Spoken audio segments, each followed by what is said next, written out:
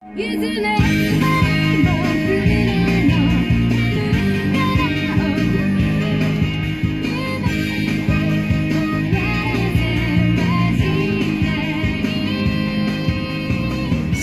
warahmatullahi wabarakatuh. Selamat siang teman-teman dimanapun saat ini Anda sedang berada. Berjumpa lagi kita berjumpa dengan saya Arif RH. Ya, pada kesempatan kali ini kita akan membahas tentang mengatasi tiga penyakit batin manusia. Ya, mengatasi tiga penyakit batin manusia.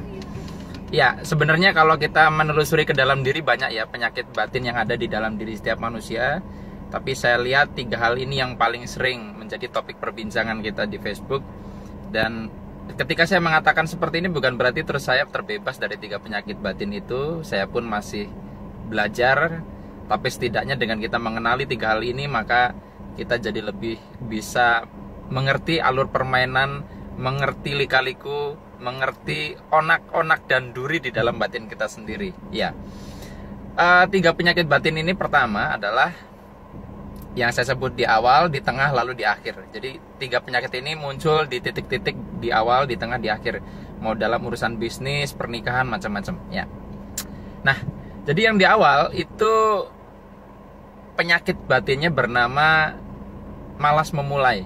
Ya, jadi malas memulai. Jadi kalau misalkan kita mau melakukan sesuatu, Anda mau menjalankan atau mengerjakan to-do list Anda pada hari ini, biasanya ada rasa malas. Tapi yang sebetulnya kalau kita cermati, malas itu bukan malas keseluruhan, tapi pada poin yang kita cermati adalah malas memulai. Jadi malas ini sebenarnya hanya di awal kalau kita amati baik-baik. Seperti kita kalau mendorong mobil, beratnya itu di awal.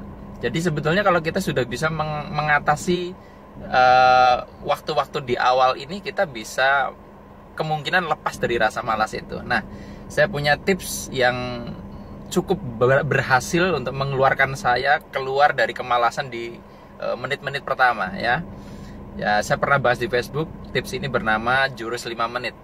Jadi misalkan saya malas banget untuk mengerjakan materi workshop ya. Saya mau membuat materi workshop. Malas sekali rasanya, misalnya karena badan saya capek sekali.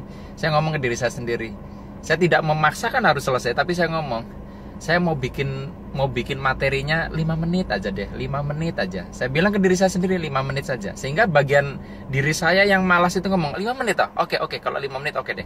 Nah, setelah 5 menit saya kerjakan, ternyata bablas gitu loh ya. Jadi tanggung. Nah, jadi kita bisa gunakan jurus 5 menit ini untuk mengatasi malas memulai. Nah, ketika ini sudah bisa dilampaui, nanti muncul penyakit batin yang kedua, yaitu jenuh menjalani. Ya, banyak orang yang sudah mapan karirnya, sudah bagus penghasilannya, jenuh dia menjalani. Nah, kuncinya kita mengatasi kejenuhan itu, ya kejenuhan itu adalah kita perlu menggeser niatan kita ke arah yang lebih tinggi. Jadi, misalnya orang yang awalnya dia memulai menjalankan bisnis karena uang, ya ketika uangnya udah banyak, nanti dia jenuh. Nah, tipsnya adalah temukan higher purpose Anda. Ya, temukan tujuan yang lebih tinggi kenapa Anda melakukan itu. Misalnya kalau tadinya sekedar uang, Anda menjalankan bisnis, coba digeser ke helping people. Ya, misalnya kita ambil pelajaran kalau misalkan ada orang yang kerjanya nutup palang pintu kereta api itu sangat menjenuhkan sekali. Kalau misalkan orientasi dia hanya uang, maka sangat menjenuhkan. Tapi ketika dia menemukan higher purpose, tujuan yang lebih tinggi, maka tujuan dia yang lebih tinggi ini yang membuat dia bermakna, berarti dalam pekerjaannya sehingga dia tidak jenuh. Kalau orang yang belum menemukan higher purpose-nya, kalau ditanya pekerjaan Bapak apa? Yang buka palang pintu kereta. Kalau orang yang sudah menemukan higher purpose, dia akan menjawab, pekerjaan saya adalah menyelamatkan nyawa ribuan bahkan jutaan orang. Jadi pekerjaan dia adalah menyelamatkan nyawa tiap orang yang mau nyebrang rel. Karena pada saat dia punya komitmen seperti itu, dia merasa bermakna dan mulia. Jadi akhirnya jadi spiritual. Ya, kuncinya itu. Kemudian ketika sudah itu terlampaui, nanti biasanya ada penyakit terakhir, yaitu kita tidak mensyukuri hasil ya. Di hasil akhir misalkan pada waktu kita menjalani proses oke, tapi pas di ending nih kita biasanya tuh kurang mensyukuri hasil, penyakit yang muncul ketiga. Nah, kunci supaya kita bisa bersyukur adalah sebenarnya membiasakan untuk berhenti membandingkan, karena semua hal-hal yang sulit kita syukuri itu sebabnya perbandingan. Ya, saya banyak belajar dari salah seorang guru saya di Bali yang sahabat saya juga. Jadi prinsipnya adalah makanan yang terenak adalah makanan yang saya makan saat ini, minuman yang terenak adalah minuman yang saya minum saat ini. Karena ketika kita sudah mulai membandingkan dengan makanan yang lain yang pernah kita makan, disitulah kita akan sulit mensyukuri apa yang saat ini sudah kita terima.